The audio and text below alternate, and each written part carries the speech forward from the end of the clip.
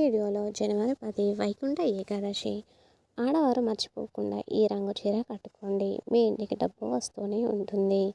ఇది మాత్రం నిజం. అయితే ముందుగా మా ఛానల్ని సబ్స్క్రైబ్ చేసుకొని ఈ వీడియోకి లైక్ కొట్టండి. ఈ నెల జనవరి 10వ తేదీన ముక్కోటి ఏకాదశి రాబోతుంది. ఈ ముక్కోటి ఏకాదశి రోజున 33 కోట్ల మంది దేవతలందరూ భూమిపైకి వస్తారట.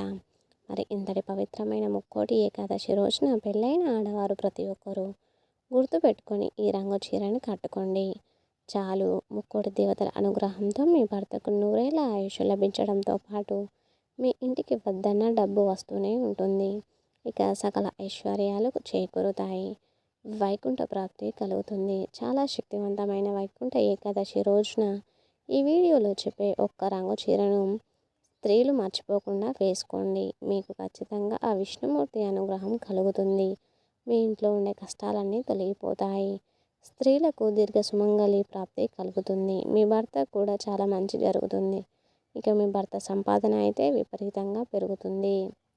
ముందుగా ఈ వీడియోకి ఒక లైక్ కొట్టి మన ఛానల్ని సబ్స్క్రైబ్ చేసుకోండి. ముందుగా ముక్కోటి ఏకాదశి రోజున ఎలాంటి నియమాలు పాటించాలో ఈ వీడియోలో తెలుసుకుందాం. వైకుంఠ ఏకాదశి అంటే విష్ణుమూర్తికి చాలా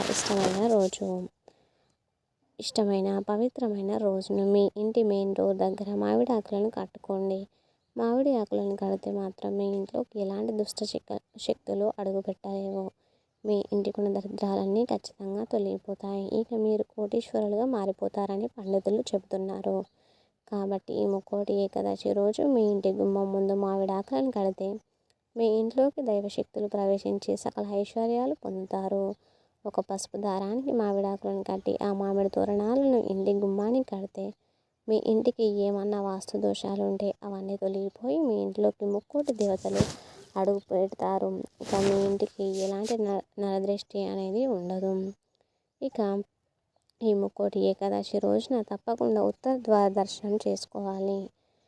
అలాగే ముక్కోటి ఏకాదశి రోజున వెంకటేశ్వర స్వామి దేవాలయానికి వెళ్ళి ఉత్తర ద్వారం నుండి స్వామివారిని దర్శించుకుంటే మీకు కోటి జన్మల పుణ్య ఫలితం లభిస్తుంది. ఉత్తర ద్వార దర్శనానికి మాత్రం అస్సలు మిస్ చేసుకోకండి. ఇలా స్వామివారిని దర్శించుకునేటప్పుడు మీ కష్టాలను స్వామివారికి చెప్పుకోండి. అలాగే మీ కోరికలను చెప్పుకోండి. మీరు కోరిన కోరిక ఖచ్చితంగా నెరవేరుతాయి. అలాగే మీ కష్టాలన్నీ తీరిపోతాయి. అంతటి శక్తి ఈ ఉత్తర ద్వార దర్శనానికి ఉంటుంది. ఈ వైకుంఠ ఏకాదశి రోజున స్త్రీలు ఉపవాసం ఉంటే చాలా మంచిది.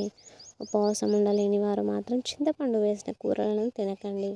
ఎందుకంటే ఈ ముక్కోటి ఏకాదశి రోజున పొరపాటున కూడా చింతపండును తినకూడదు. ఈ రోజున తెలియక చింతపండును తింటే మాత్రం మీరు ఖచ్చితంగా నరకానికి వెళ్తారు.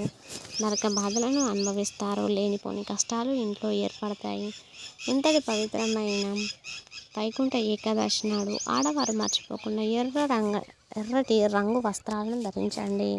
లేదా ఆకుపచ్చ రంగు వస్త్రాలను ధరించండి. ఈ రెండు రంగుల్లో ఏదో ఒక రంగులో ఉండే వస్త్రాలను ధరించి మీ ఇంట్లో ఉన్న కష్టాలన్నీ పూజ చేసుకుంటే మీ ఇంట్లో ఉన్న కష్టాలన్నీ తొలగిపోతాయి. ఇక ముక్కోటి దేవతల అనుగ్రహం ఖచ్చితంగా లభిస్తుంది. మీ కష్టాలనే తీరిపోతాయి.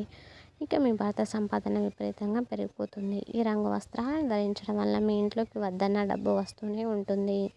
కాబట్టి స్త్రీలు గుర్తుంచుకొని ఈ రంగులో ఉండే దుస్తులను ధరించండి.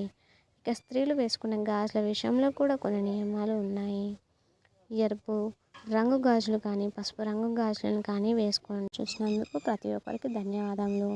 మా వీడియోస్ కనుక మీకు నచ్చినట్లయితే వెంటనే వీడియోకి లైక్ చేసి మా ఛానల్ని సబ్స్క్రైబ్ చేసుకొని పక్కనే ఉన్నటువంటి బెల్ ఐకాన్ని ప్రెస్ చేయండి.